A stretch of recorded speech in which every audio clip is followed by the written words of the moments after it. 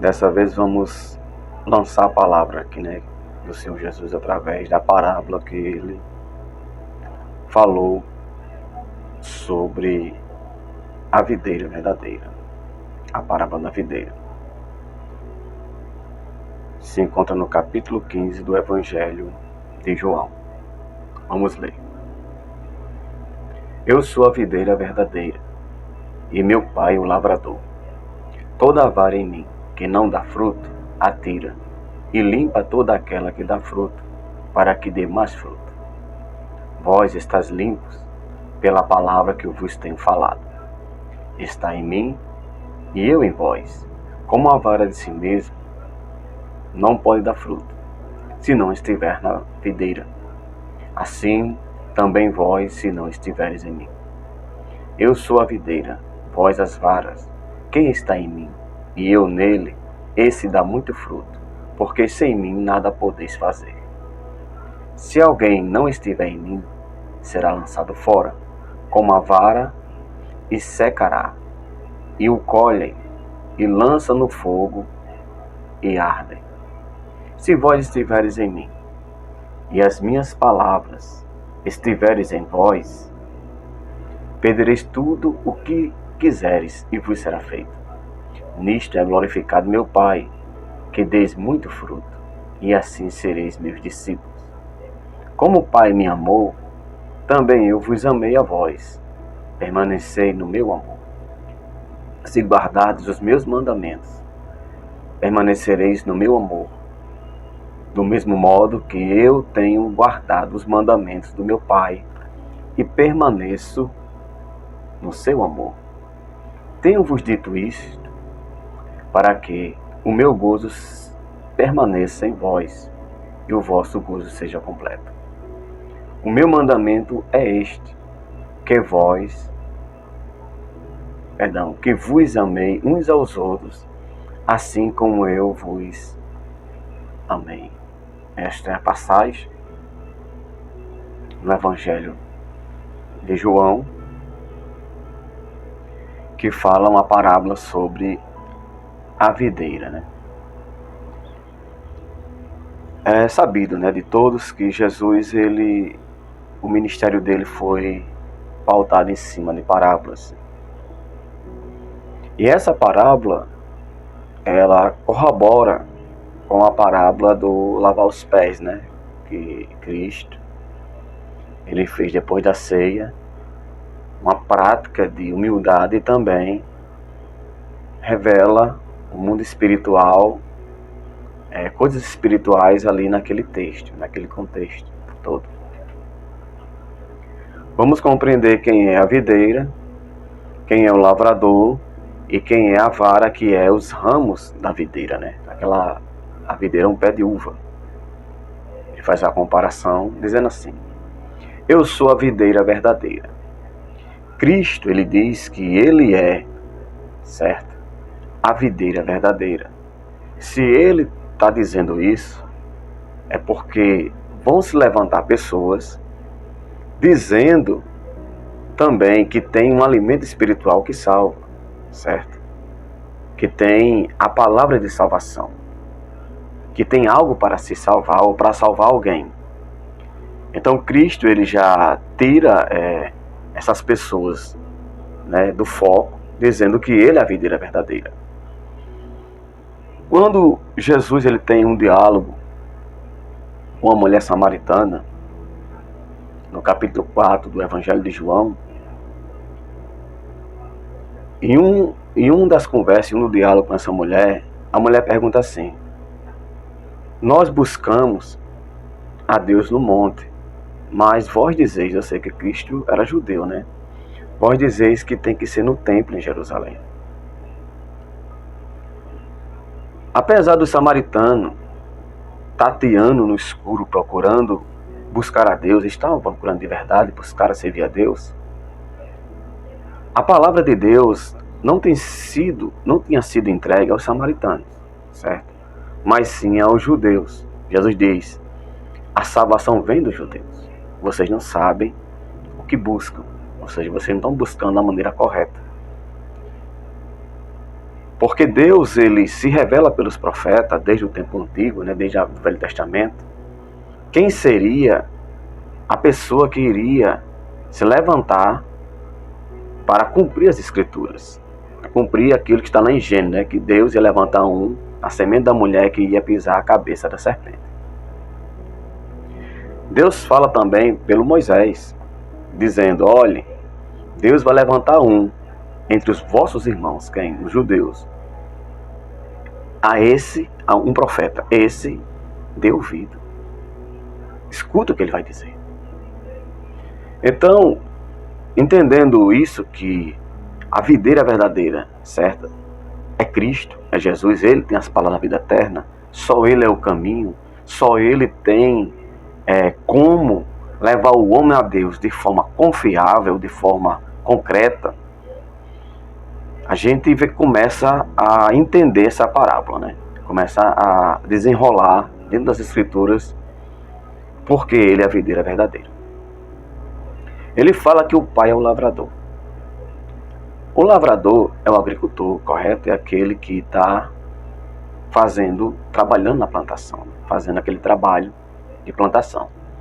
Ele mostra o filho como a videira, o pai como o lavrador. Quando se trabalha numa vinha, um pé de uva, existem técnicas que ajudam os ramos, certo? O galho, a vara, a produzir mais fruto. É conhecido como a poda. Na poda do pé de uva, você, quando chega no seu ciclo, né? Próximo do seu ciclo, para que ele venha dar fruto, você pega aquele galho, aquela vara, e começa a tirar os excessos da vara, certo? Para que, limpando aquela vara, fazendo esse processo, ele automaticamente estimula a planta a lançar os frutos, certo? É um estímulo natural que ocorre quando ocorre a poda. Por isso que ele faz essa comparação, que quem faz esse estímulo é Deus. É Deus que estimula, né? Mas é necessário que a gente deixe Deus fazer isso. O texto diz: vós já está limpo pela palavra que eu vos tinha falado. É isso? Por isso que ela corrobora essa palavra aí com também aquela passagem do lavar os pés, né? Que eu falei. Quer dizer, o homem tem que permitir que Deus ele faça esse trabalho, né? Pela palavra dele, tirar os excessos, tirar aquilo que está dificultando ou atrapalhando ele dar mais fruto a ela, né? Servo de Deus. Então, quando se faz esse processo da poda, automaticamente estimula a planta a produzir mais fruto, certo? A dar mais fruto. No entanto, nesse processo, vai sair galhos que não produzem fruto. Quem está acostumado, o lavrador que está acostumado, que sabe trabalhar com pé de uva, com pé de vinha, ou com a vinha, ele sabe que aquele galho permanecer lá, ele vai só roubar força da planta, e a planta não vai deixar,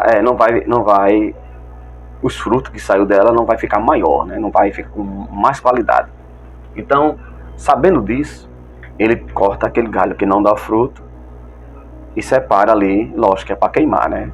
Esse era o processo natural que se faz quando um galho não está mais servindo.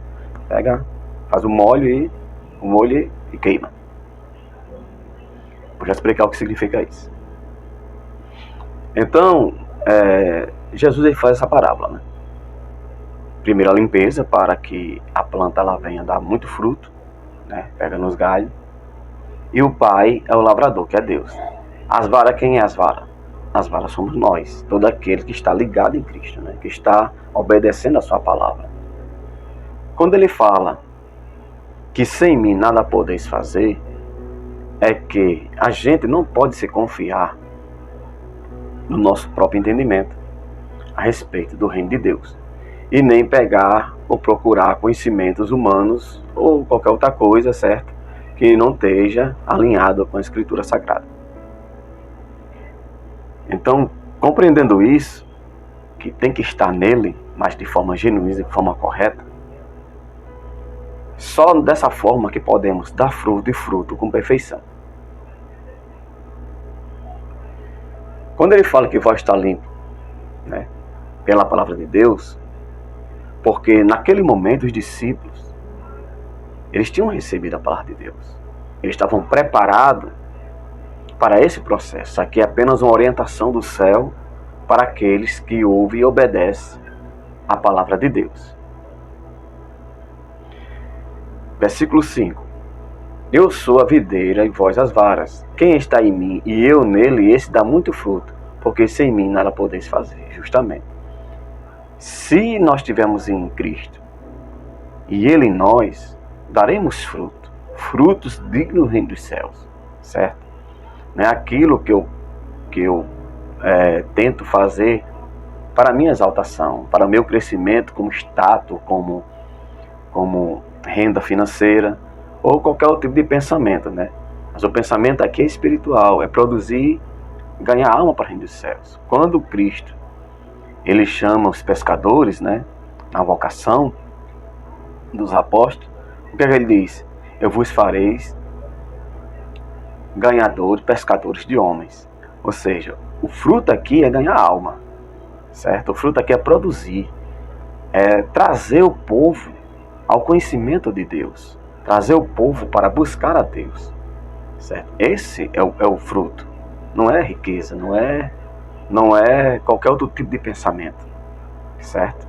Mas sim ganhar almas, granjear, crescer, seja dons, buscar mais na área espiritual, na área daquilo que Deus nos orienta pela sua palavra.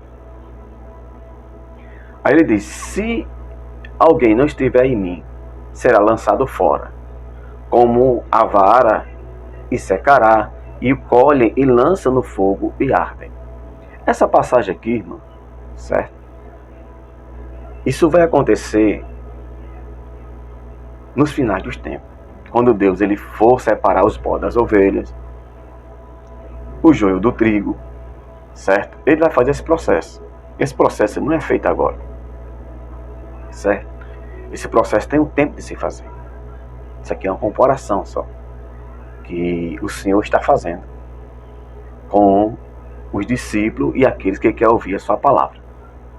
Então, essa passagem aqui, né, aliás, esse versículo aqui, versículo 6, capítulo 15 de João, ele está se referindo a tempos futuros, certo? No momento certo, isso vai acontecer. Por isso que ele fala, se não tiver em mim, será lançado fora. Porque nós sabemos hoje que existem muitas religiões que buscam não Cristo como referência principal, certo? Não Cristo como Salvador. Por isso que ele diz, e alguém pode até buscar, né, Jesus Cristo, mas de outras formas diferentes, que não está de acordo com a palavra de Deus. Por isso que a necessidade de Deus nos limpar, nos podar, tirar aquele excesso, tirar aquilo que não nos permite crescer e dar mais fruto para o reino de Deus, certo? De forma correta, de forma legítima. Aí vem verso 7. Se vós estiveres em mim e as minhas palavras estiveres em vós, pedireis tudo o que quiseres e vos será feito. Ou seja, começa uma afinidade com Deus, né, na prática da sua palavra, de Deus ouvir as orações com mais frequência, de forma mais rápida. Isso acontecer, certo? De forma mais rápida, os pedidos, as orações serão atendidas. Qual o propósito disso tudo? Nisto, no versículo 8, é glorificado meu Pai, que deis muito fruto, e assim sereis meus discípulos. Ou seja, tudo é para a glória de Deus. Tudo é para que Deus seja honrado. A gente não pode ser honrado, irmão, ou querer ser honrado, certo? Naquilo que nós não estamos fazendo. Na verdade, quem está fazendo tudo é Deus. Quando a gente ouve a palavra de Deus e obedece, os frutos começam a aparecer. Os frutos começam a fluir de forma natural.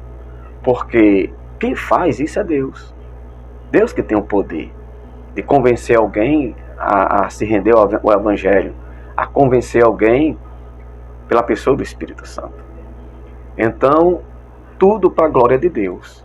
Tudo Deus tem que ser glorificado e honrado, porque isso que acontece aqui é de ordem espiritual. O homem natural, ele pode até convidar alguém, chamar, certo? Mas não vai ter efeito.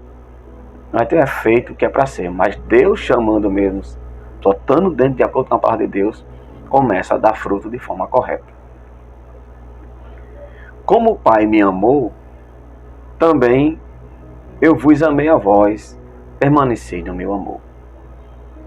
Se guardardes os meus mandamentos, permanecereis no meu amor, e do mesmo modo que eu tenho guardado os mandamentos de meu Pai, e permaneço no seu amor. Amar o próximo é o mandamento principal, é um dos maiores mandamentos. Você ter na sua consciência, no seu coração, que a gente não pode deixar de amar o próximo, mesmo em circunstâncias adversas.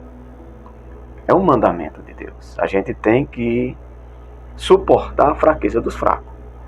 Se alguém está sendo fraco em alguma área, se alguém não está querendo obedecer, não está querendo fazer de forma correta, a gente tem que orar a Deus, pedir misericórdia para que Ele venha, no tempo oportuno, regularizar aquela situação. E pode ocorrer porque somos seres humanos e estamos sujeitos a errar ou alguém errar, A recomendação é que a gente suporte uns aos outros, para que possamos amar a Deus, e obedecer a sua palavra de forma correta e coerente. Tenho-vos dito isso para que o meu gozo permaneça em vós e o vosso gozo permaneça, o gozo e a alegria, irmão? Ou seja, eu tenho dito isso para que vocês se alegrem também. Não somente eu, mas vocês também se alegrem. O mandamento é este, que vos ameis uns aos outros, assim como eu vos amei. Sempre o amor, ele está aqui como referência principal, nesse processo da videira, e da vinha. Aí ele fala, versículo 3, ninguém tem maior amor do que este, de dar alguém a sua vida pelos seus amigos. Cristo fez isso por nós, e por todo mundo, mesmo a gente não merecendo. Segundo a Escritura, nas cartas de João, a gente era inimigos de Deus, praticava aquilo que aborrecia, que abominava a Deus, e mesmo assim nos amou para nos dar vida eterna. Então devemos também entender isso e amar nossos irmãos e amar as pessoas de forma correta.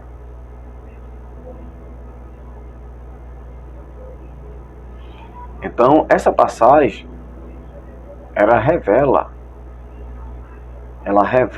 que é necessário obedecer a Deus, certo?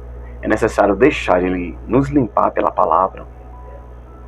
Corrobora literalmente com lavar os pés, que a gente tem que deixar Deus fazer esse processo para que ele venha dar mais fruto. Lembrando aqui que nesse momento aqui, do capítulo 15, Jesus já vinha com os discípulos já pregando, ensinando, fazendo, mas ele reforça mais uma vez aqui dizendo que é necessário que haja esse trabalhar de Deus na vida de cada um, que cada um permita Deus fazer a poda, lavar os pés, fazer esse processo, para que venhamos a dar mais fruto, venhamos a crescer mais, fazer aquilo que é necessário para Deus. Então é isso, é uma parábola muito bonita, muito interessante, que reforça com as outras passagens, para que venhamos a buscar Deus de forma correta, renunciando a si mesmo, amando o nosso próximo, certo? Tentando fazer as coisas de forma correta, e fazer de forma correta, tentar e fazer mesmo. Vamos agradecer a Deus, fazer aqui uma oração, uma pequena oração, me permita, para que o Senhor Jesus, na pessoa do Espírito Santo, ele venha nos ajudar. Deus de Abraão, de Isaac e de Jacó, obrigado, Deus, pela tua misericórdia, pela tua palavra, que é maravilhosa, é boa, para se entender, para cumprir. O Senhor não pede nada para ofender, nem para destruir ninguém. Ajuda, Deus, teus filhos, tuas filhas, todo aquele que deseja crescer no Evangelho, crescer na palavra, de sabedoria, seus filhos, dê entendimento. Afaste de nós tudo aquilo que não permite que a gente venha crescer, venha dar fruto. Não nos deixe ser cego, nem que nada nos cegue. Que a tua luz, a tua palavra venha estar conosco. O Senhor diz que a palavra é lâmpada para os pés, que ela sempre venha refletir nosso caminho, venha sempre mostrar o caminho correto, nos fortalece de todas as formas, de todas as maneiras. Abençoa aqueles que onde acreditar, onde crer, toque no coração, renova nossa fé, nossa esperança, nossa alegria, em nome do Pai, do Filho e do Espírito Santo de Deus. Fique com todos, que Deus abençoe a todos.